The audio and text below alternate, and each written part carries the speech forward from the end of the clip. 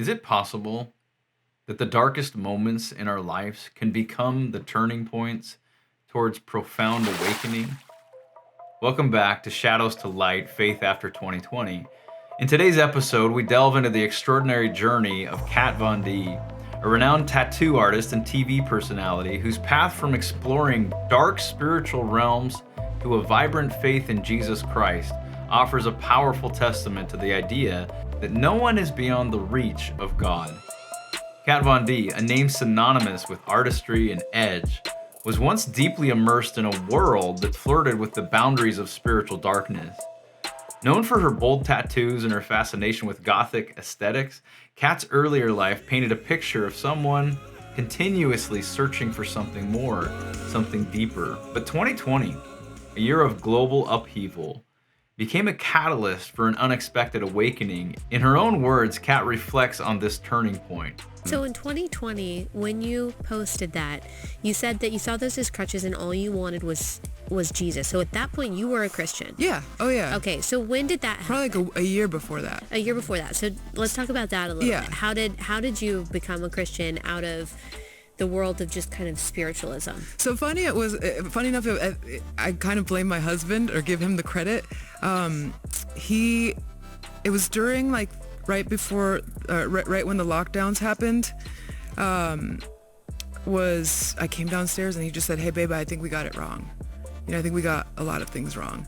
Wow. And I was like, no, and I was never like a politically charged person. I would say like ignorant political things just out of like, because I don't watch TV. I don't like really know. I mean, I would see like whatever my friends would post or things like that, but I was never like, I couldn't tell you who's in office or anything like that, at the time. And then, so my husband was like, "Hey, like, I want to show you some stuff, and like it would be some articles and some videos and stuff." And I was like, "Oh man, like I really got to start rethinking a lot of things that I thought were true, Yeah.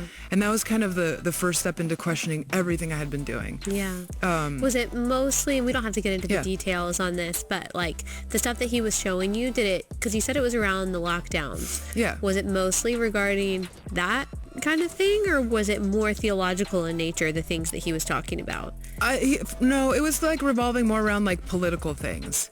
And you have to understand at that time, like BLM was going hard and in LA, and I was in the middle of it. Like I lived 3 doors down from the mayor of LA. So Yeah. we had Antifa like on our front yard, Yeah. after they threatened to like do the Molotov cocktails and stuff like Right. that. And like, so we were just like seeing things in real time, and they were much worse in real life than I think what people even put on TV. Kat's revelation echoes a profound narrative explored in the movie The Exorcism of Emily Rose. Based on the true story of Annalise Michel, the film delves into the struggle between good and evil, faith and doubt. Just like Emily, Kat's journey through darkness became a conduit to a greater truth. In the film, Emily chose suffering to show the world the reality of evil, a choice that resonated deeply with Kat and many who have grappled with the presence of darkness in their lives. As Kat confronted the realities of 2020, her journey led her to question and challenge the practices and beliefs she once held. Right when the lockdowns happened, I came downstairs and he just said, "Hey, babe, I think we got it wrong." From exploring witchcraft and dark magic to experiencing a profound spiritual rebirth, Kat's transformation is nothing short of miraculous. Let's witness this remarkable transformation through a clip of Kat discussing her newfound faith and the challenges she faced in turning away from her old practices. So I started just kind of like reevaluating, kind of going down the list of what I'm doing with my life and like what my perspectives are. And then it got to the part of like my spirituality. And that's where I started really rethinking a lot of things. And so I think a friend had sent me a sermon from Pastor Jack Hibbs, and I loved it. Like it really spoke to me, and like it answered a lot of questions that I had. And so then I started that. My son at the time was like still a baby, so I wasn't going to church, but we would watch like sermons every Sunday, and so that was kind of like I just desired more and more and more, and so I just started studying the Bible, and it was like I think it was it's so cool to be able to do it as an adult, you know? I think like I was very lucky that I had parents that were Christian and enforced certain things at a time when I couldn't understand things, even though it wasn't as effective. Like, I do credit my dad for everything, because I remember finding myself in very dark moments, and like intuitively I was praying. Yeah. You know, and it wasn't because my dad made me. Like, it was because because he'd been waiting. That's all, you know? And so, like, when you can fall in love and learn as an adult, it's so much more meaningful and real than it is when you're a child just doing it because this is what we do, you know, and this is how we do it, you know? So I mean, I'm on fire for Jesus. Like, I don't plan on this dimming out. Like, the more and more I learn, the more and more excited I get about things, and the more at ease I am about what's happening in this world and what's happening, in my marriage, or in, you know, in all of it. So I do want to go back though to like the occult stuff, because I don't even want to say occult stuff, but like, you know, just like the tarot cards and all that stuff. Like, you know, not to diss any of my friends, because I have a lot of friends that are into that stuff and I love them so much, you know.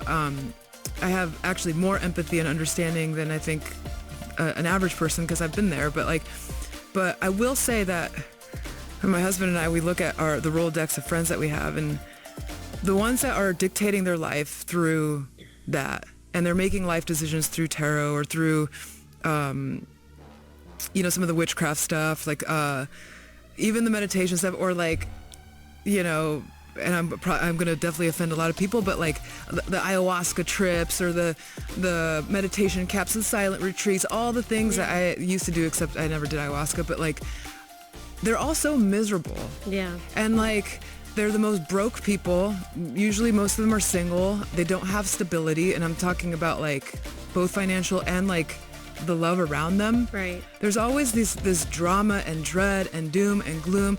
And I was one of them, you know? And it's like, that's one thing that I would look around at my Christian friends and I'm like, they're not perfect by any means. Yeah. But I want what you have, you know? Like, I love the light that you have. And it's like, so you know, we're like, let's not be dummies anymore, and let's just like figure out what this obviously hasn't worked for us, you know? Let's like explore this. And so that's kind of like my whole perspective on it. Kat Von D's story is a vivid illustration of our series theme, that in the shadows of our world, light can be found. Her journey from a fascination with the occult to a life filled with faith and purpose shows us that awakening often comes through confronting the very things we fear. Kat's transformation is a beacon of hope, a reminder that no matter how far we wander into the darkness, the path back to the light is always within reach. Her story challenges us to consider our own journeys and the moments that have shaped our beliefs. What has been your turning point? How has the chaos of recent times influenced your path? Share your stories in the comments below. In our next episode, we'll explore another transformative journey with J.P. Sears, highlighting what led him to God, delving deeper into how the confrontation with darkness can lead us to seek the light. Join us as we continue to unravel these inspiring stories in Shadows to Light, Faith After 2020.